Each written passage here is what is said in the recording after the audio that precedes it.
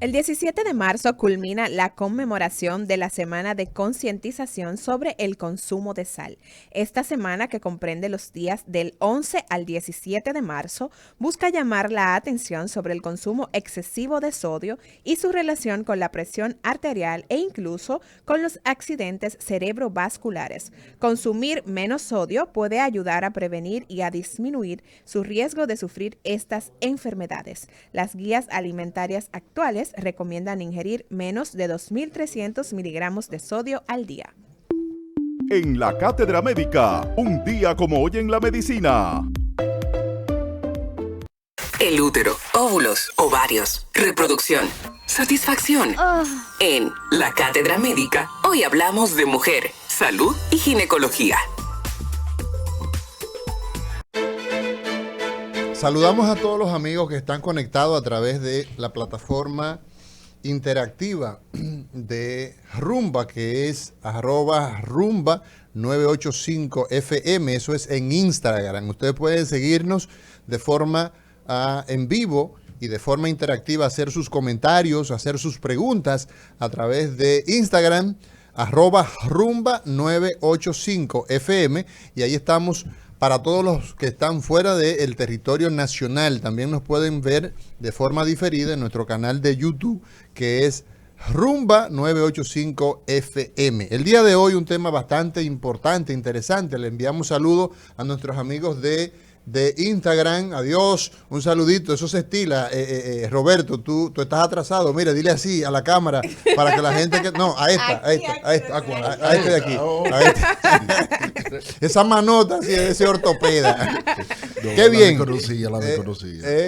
De manera que hoy vamos a estar conversando con Jotin Pérez. Muy buenos días, doctor Jotin Pérez. Gracias, doctor. Buenos días, un placer nueva vez estar con ustedes acá en Cátedra Médica.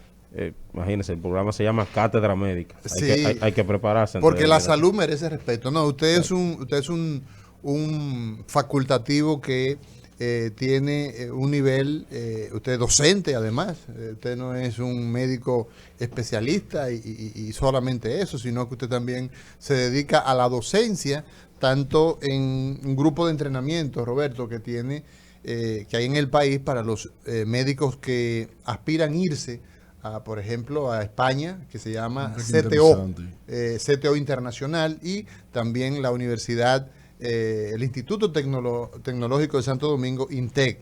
Así que nos complace tenerlo una vez más con nosotros y prácticamente un colaborador, porque ha estado con nosotros en varias ocasiones y nos sentimos bastante cómodos con su presencia. Gracias, un placer.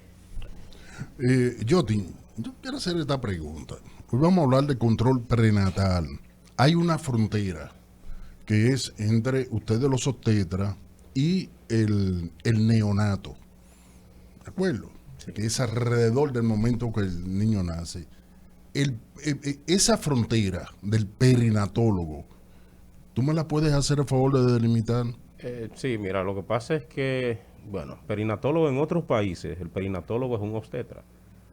Se da la perinatología como una subespecialidad de la obstetricia, porque el perinatólogo es todo lo que está alrededor del nacimiento. Ahora, el neonatólogo ya es diferente. El neonatólogo es quien le da la atención al recién nacido hasta los 28 días, que cuando se cubre la etapa. Ese es el neonatólogo. Neonatólogo. Es un pediatra, ¿no? Exacto, es un pediatra y hace una subespecialidad en neonatología. Pero entonces tú decías el perinatólogo. Perinatólogo, o sea, ¿quién Peri significa alrededor del nacimiento. Del nacimiento. Sí. Entonces, en la República Dominicana tenemos que esa función la ejerce un pediatra. Un pediatra. Pero la debería ejercer un obstetra especialista en perinatología. Es que es un asunto de terminología. O sea, los mismos neonatólogos le dicen perinatólogos. Un asunto de terminología, ajustar algunas cosas ahí, porque, por ejemplo, el médico materno-fetal, que se imparte en el país como una subespecialidad de obstetricia. Y entonces él hace, exacto, ginecología y obstetricia. Hace ginecología obstetricia primero y luego hace una subespecialidad en medicina materno-fetal. Ese materno-fetal en otros países es el mismo perinatólogo. que es un obstetra, Un de base, obstetra, que es un exacto. ginecólogo obstetra. Ahora, el neonatólogo ya es quien se encarga del recién nacido. Yo Es creo el que la pediatra que recibe al bebé, que le da atención hasta los 28 días, ya luego sigue al pediatra. Yo creo que la gente pudiera confundirse entre tantos términos técnicos y la finalidad nuestra es que la población, que es a la que va dirigida, se beneficie de la forma quizás más simple posible. Sin embargo, es importante elevar el acervo cultural de la gente. Es importante que las personas sepan, no, espérese, es que yo escuché que la hemoglobina en 6, una hemoglobina en 6, lo escuché en un programa, es un problema. Entonces, usted está constantemente haciéndose laboratorio y usted ve que le reportan una hemoglobina en 6, en 7. Eso es un problema. Por lo menos Porque de alarmarse, repente- ¿verdad? Por lo menos se alarma usted. No, espérate, déjame ir a buscar respuesta, Exacto. déjame ir a ver qué es. Y esa es la finalidad nuestra. Entonces, hoy día hablamos de un tema que es bastante importante, que es el tema del control prenatal. Control prenatal, ¿qué es? Cuando hablamos de ese término, que la gente en la Catalina de Altamira, camino a Río Grande, entienda, doctor. Si el control prenatal o chequeos prenatales, recuerden que una mujer que inicia un embarazo va a una cita a ciegas con el amor de su vida. Es decir, tienes a un bebé, tú no sabes a quién se parece, tú no sabes si tiene la nariz grande o pequeña, cosas simples como esa, pero no sabes con qué problema viene. Entonces No son sabe- las citas no sé- que se hacen. Exacto, son las entrevistas o citas Los o encuentros. encuentros que realiza una embarazada con su médico obstetra encargado de darle el seguimiento a su embarazo etapas por etapas. ¿Qué importancia tiene, doctor Jotin Pérez, ginecólogo obstetra, colposcopista hoy en Cátedra Médica, hablándonos de las citas prenatales? Esa mujer preñada o embarazada, los términos son correctos ambos, que debe ver a su médico qué relevancia, qué importancia tiene eso. Las consultas prenatales nos permiten detectar riesgos, principal. De hecho, se habla de una consulta preconcepcional, que debe iniciarse por lo menos unos 2 meses antes de un paciente pensar en lograr un embarazo. O sea, si una Clasificar mujer- si una mu- riesgos, por lo menos 2 meses antes, lo puede hacer antes inclusive, una consulta preconcepcional con un obstetra y va allanando el camino para el embarazo. Ahora, una consulta prenatal como tal, Oye, pero espérate, Jotin, no te vayas tan rápido. Va muy rápido, va muy Eso rápido. es sumamente Hay interesante. que detallarlo, Eso eso. es sumamente interesante. Claro, o sea, control preconcepcional. ¿Qué es eso, doctor? O sea, Detállalo un poquito más. Y O ese sea, no es un concepto solamente. Lisania se casó, ¿verdad?, con su marido, ya tiene su marido, o decidió con su pareja que van a tener un muchacho, ¿verdad?, que van a tener un niño.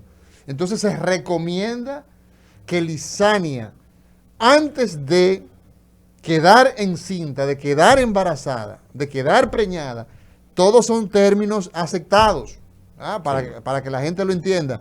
En Puerto Rico recuerdo que cuando estaba entrenándome allá, yo escuchaba el término, no, fulana está preñada, y como dominicano del fin chocaba, sonaba, era molestoso. Sí, sí, sí. Pero es un término, la preñez es un La estado, preñez, Claro. ¿verdad?, que se define así. Entonces, doctor, abúndanos un poco, ¿por qué razón cuando decidimos que nos vamos a embarazar, hombre y mujer, porque en pareja nos embarazamos los dos, ¿sí o no? Sí, sí. ¿Por qué razón hay que ver un Mira, lo que pasa es que recuerden que el embarazo, el seguimiento al embarazo, las consultas prenatales son prevención. Más del 50% de los embarazos son no planificados. Eso está demostrado estadísticamente. No estoy hablando de no deseados, pero no planificados. Entonces dicen, Roberto, dicen, ay, yo no sé qué fue lo que pasó. ¿Cómo que tú no Entonces, sabes? esa planificación debe hacerse antes de lograrse el embarazo. Es decir, medir niveles de hemoglobina, comenzar la implementación o la Ver si hay suplementación. anemia, entonces. Exacto.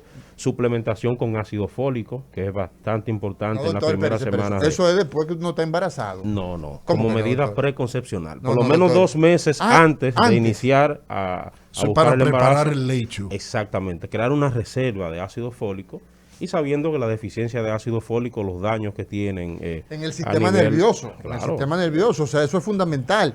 Y esto lo decimos a pota, como dicen en mi campo, de provocar esto, porque ciertamente el problema de desnutrición en nuestro medio hace la necesidad de suplementar, porque donde los pacientes se nutren adecuadamente probablemente no sea necesario esto, pero aquí hay problemas de nutrición. Sí, Entonces, no ¿por qué solo- más, y doctor? no solo eso, sino que la mayoría diríamos, bueno, la suplementación con ácido fólico pudiera estar cubierta con una alimentación balanceada. Ahora, ¿qué paciente de nuestro medio tiene una alimentación balanceada?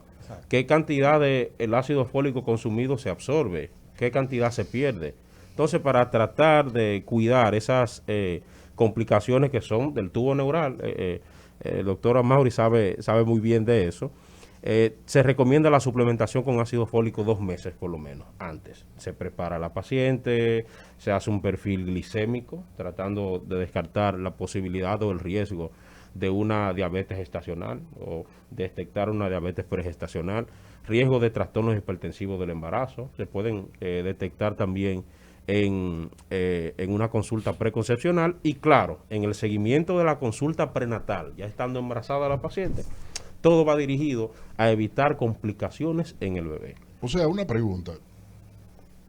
¿A estas se le consideran pacientes o se le consideran personas sanas que uno va a detectar factores de riesgo? Exacto, personas sanas. Sí. Son personas sanas, el seguimiento a un estado gestacional. Sí, exacto, pregestacional. O sea, pregestacional y gestacional. entonces O sea, ya lo que cuando estoy estamos- preguntando, espérate, Mauri, por Exacto, favor. Lo que estoy preguntando, ustedes lo ven como una condición fisiológica. El embarazo. El normal. embarazo sí, pero el embarazo, Todo- tenía un profesor que decía, en un momento el embarazo se va a considerar patológico, porque el embarazo da tantas complicaciones que no dejará de considerarse como algo fisiológico. Cuando Pero uno dice por- fisiológico, pero realmente, claro, hay cambios que se producen en el embarazo que necesariamente un médico tiene que estar encima de la evolución de ese embarazo Ok. para detectarlos a tiempo, a medida que va creciendo el embarazo. Entonces, cuando nosotros hablamos, Jotin, de esas citas que debe hacer la mujer que ya está embarazada, vamos a ver, ¿cómo nosotros podemos definir en el término de tiempo? ¿Te diste cuenta que estás embarazada? ¿Te hiciste una prueba, por ejemplo, de farmacia, de esas rápidas? De orina. De orina, y entonces vas donde el ginecólogo, vas donde tu ginecólogo, doctor, yo pienso que estoy. Entonces, ¿cómo comienza el tema?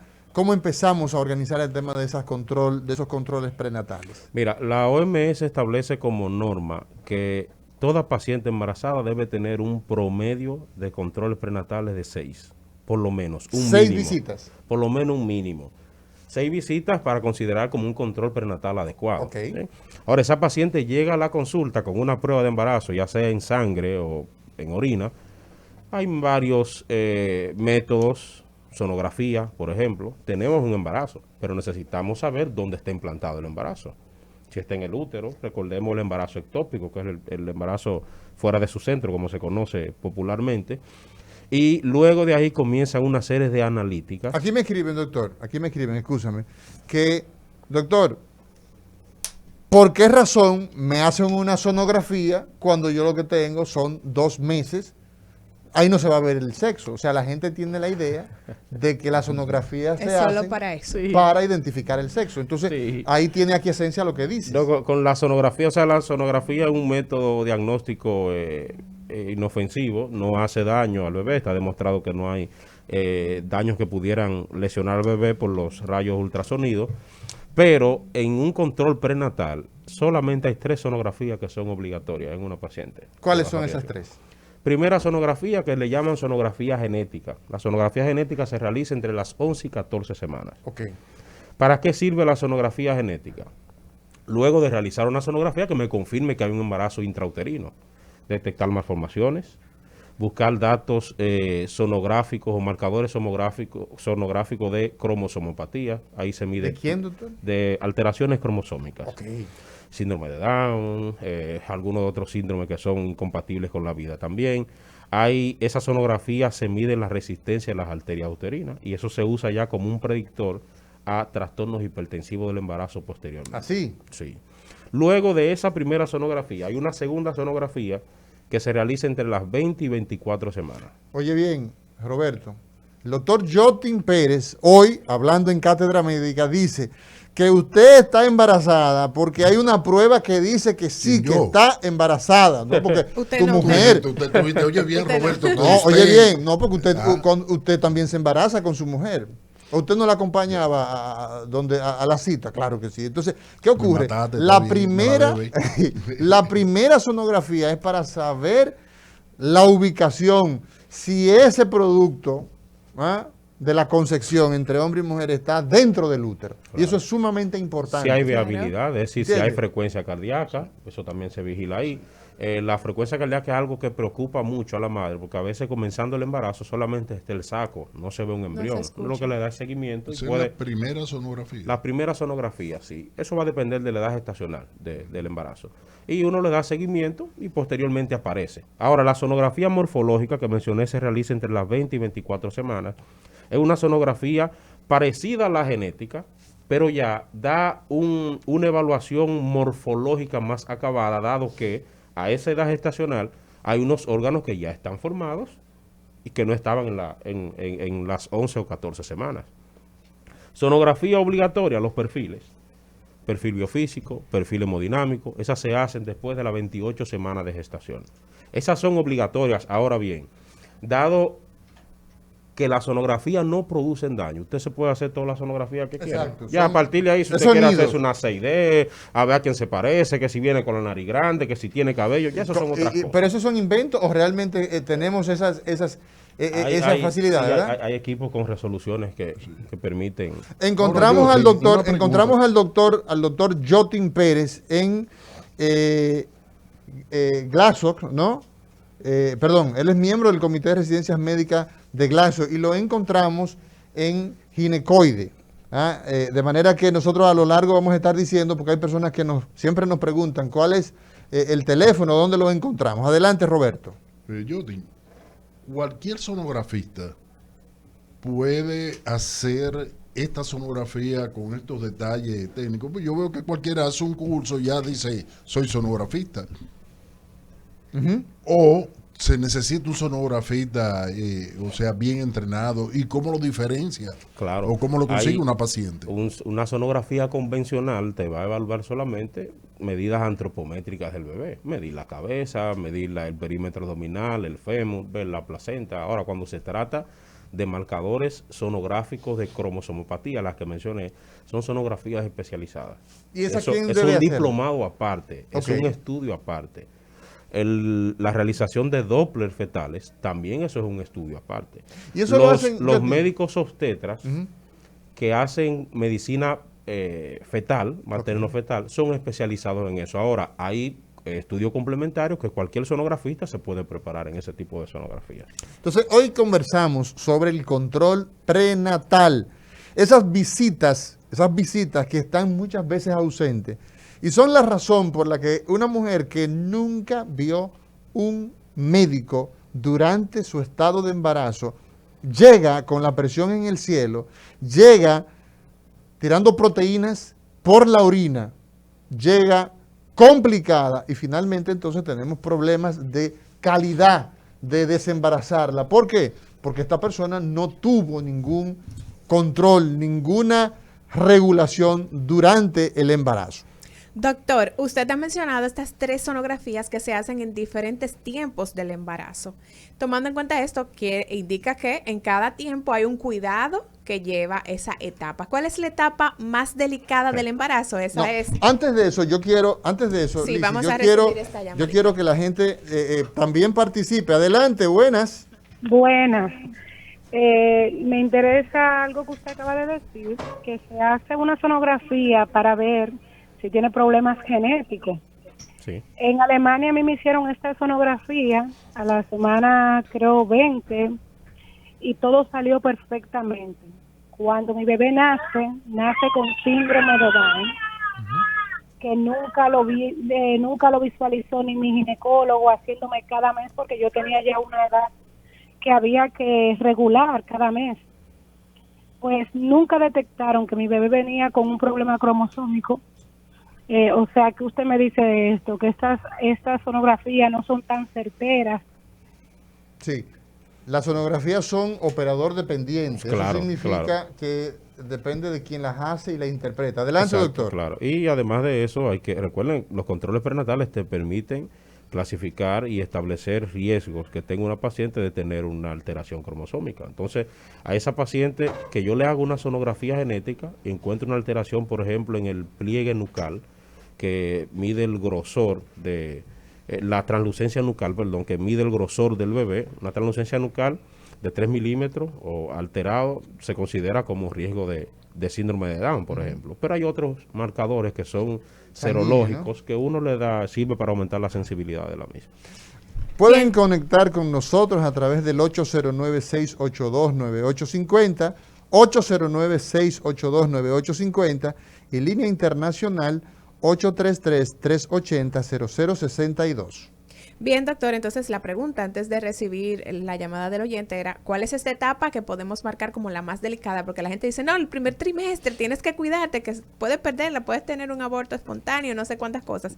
Y sumado a esta pregunta también, ¿cómo se da ese control prenatal atendiendo al trimestre en el cual se encuentra? Primer trimestre, esto hace el doctor. Segundo y tercer trimestre, esto es lo que se debe hacer. Mira, hablar de una edad gestacional más importante o un trimestre más importante es un poquito cuesta arriba, porque en todo lleva su evaluación y todo tiene sus riesgos.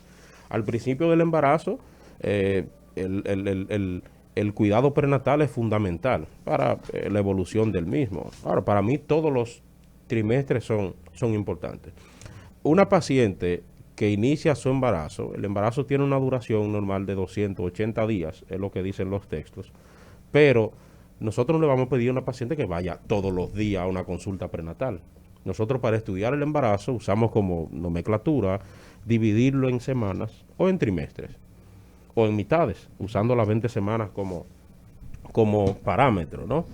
Lo Pero eso ideal, significa, escúchame, Jotin, eso significa que al principio del embarazo hay una frecuencia y al final hay otra frecuencia de visitas. claro, al principio del embarazo, los controles prenatales, para que se consideren adecuados, deben iniciar antes de las 12 semanas, primer trimestre, o antes de las 14 semanas. ¿Por qué? Porque no es lo mismo, Mauri, yo detectar una paciente con una anemia moderada a las 8 semanas de gestación, que detectarla cuando la paciente tiene 35 semanas, casi dando a luz. Entonces, lo adecuado es comenzar antes de las 12 semanas de gestación.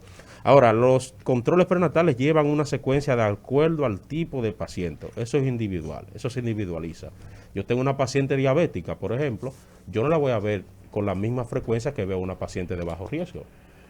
Pero lo común, lo más aceptado es por lo menos comenzar los controles prenatales antes de las 12 semanas y ver un control prenatal cada mes, cada 4 semanas, hasta las 28 semanas de gestación. A las 28 semanas de gestación comienza el tercer trimestre del embarazo, que es la culminación del embarazo. Las complicaciones ahí son más evidentes, a diferencia de al principio. Es decir, ya tú tienes una altura uterina que es palpable, que es medible, ya tú tienes asegurada una viabilidad fetal, que cualquier cosa que le ocurra a esa mujer, hay compromiso fetal. Es decir, la vida de los dos corre más peligro ahí, en un feto, después de las 28 semanas. Okay. Ya cuando inicia la última recta, ¿no? Cuando comienza, exactamente. Exacto, entonces, luego de las 28 semanas se dan los controles prenatales cada 21 días, hasta las 36 semanas, que se dan 2 controles cada 15 días, y luego semanal hasta el término. Esa es la frecuencia que generalmente se usa. Tenemos una llamadita por aquí. Buenos días, Cátedra Médica. Buenos días, saludos doctores, excelente programa. Gracias. Quería hacer una pregunta, doctor Jotin. Mi pareja y yo tenemos una hija de 8 años ya, gracias a Dios una niña totalmente normal. Posterior a eso hemos tenido 2 pérdidas y básicamente el producto ha perecido en la misma edad gestacional. Supuestamente todo va bien y de repente no se escuchan latidos cardíacos. Le quería preguntar, ahí entonces tendría sentido cuando nosotros deseamos concebir nuevamente tener un control preconcepcional. Claro, no, totalmente recomendado. Hay que ver qué es lo que pasa porque se pierden los embarazos, porque probablemente haya alguna alteración que se pudiera corregir. De hecho, hay que hacer un cariotipo, que es un estudio que se hace a a la madre, tratando de buscar alteraciones en los cromosomas y en el de usted también, en los cromosomas paternos, y eso pudiera resultar una prevención a que se pueda perder el próximo embarazo. Jody, hay un protocolo que se sigue para uno poder detectar riesgos para la madre o el hijo, riesgos evitables para poder llegar a feliz término. Sí, existe. Sí. Tú lo puedes. Sí, existe. El Ministerio de Salud Pública, que es quien regula esa parte, tiene establecido protocolos de atención prenatal, protocolos de atención obstétrica. Nuestro país, por ejemplo, el 98% de la atención prenatal la da un médico especialista. Eso está publicado según las estadísticas que manejamos como país. Por ejemplo, ¿qué paso tú das en el primer chequeo? ¿Qué paso tú das en el tercero? ¿Qué paso tú das para tú determinar eso? ¿Qué tú haces? En el primer chequeo la paciente debe verse totalmente desnuda, hacer una evaluación completa, porque esos son de los requisitos que tiene el control prenatal. Precoz, comenzando antes de las 12 semanas. Periódico, es decir... ¿La pesamos? Sí, claro. Hay que pesar la paciente para saber con qué peso iniciamos, porque hay que controlar la ganancia de peso de esa ¿Qué madre. finalidad tiene en un paciente que el doctor Jotin Pérez, hoy hablamos de control prenatal, vemos desnuda totalmente la paciente? ¿Qué importancia tiene eso para los fines de ese control prenatal? Evaluar a la paciente de manera integral. Somos obstetras, pero no nos vamos solamente a circunscribir en el útero de la paciente. Porque que el abdomen es que va a crecer. No, yo no soy médico de abdomen, yo soy médico de un organismo completo. Pero por lo menos, por ponerte un ejemplo básico, simple. La paciente tiene una úlcera. Esa paciente tiene una condilomatosis. Tiene una úlcera. Una condilomatosis. Una úlcera a nivel de la rodilla, del tobillo. Pezones invertidos, que te van a complicar la lactancia en lo siguiente, los niveles si tensionales. no lo exploraste, no sabrás. No lo sabrás, exactamente. Entonces, cuando una paciente nos llega, hay analíticas que son mandatorias en todo control prenatal. Te pongo inventar de que hacer transaminasa, de ver perfil renal, si la paciente no es de riesgo. Si la paciente me dice, mire doctor, yo tengo una insuficiencia renal, sabe que tienes que agregar entonces un perfil renal. Pero hay 10 pruebas que son mandatorias en un control prenatal. Hemograma es lo primero, saber los niveles de hemoglobina que maneja la paciente, porque de por sí el embarazo fisiológicamente te produce un grado de anemia. ¿Así? Claro, es un asunto de hemodilución, ¿ok? El plasma sanguíneo aumenta en un 25%, pero la hemoglobina se queda igual. Entonces, cuando tú haces la relación, vas a encontrar que la hemoglobina va a estar más baja. Glicemia. Y la glicemia la haríamos para descartar casos de diabetes en la madre. Examen de orina, descartar infecciones que complican el embarazo y pueden inclusive ser una causa de aborto o una causa de parto pretérmino. Pruebas virales, VIH, hepatitis B, hepatitis C, sífilis, VDRL. Hacemos tosoplasmosis, falsemia y tipificación. Esas son las 10 analíticas que tiene que indicarle de manera obligatoria a toda paciente que comience un control prenatal. Hoy estamos hablando con el doctor Jotin Pérez sobre control prenatal. Vamos a ir a una breve pausa y al regreso continuamos con más información.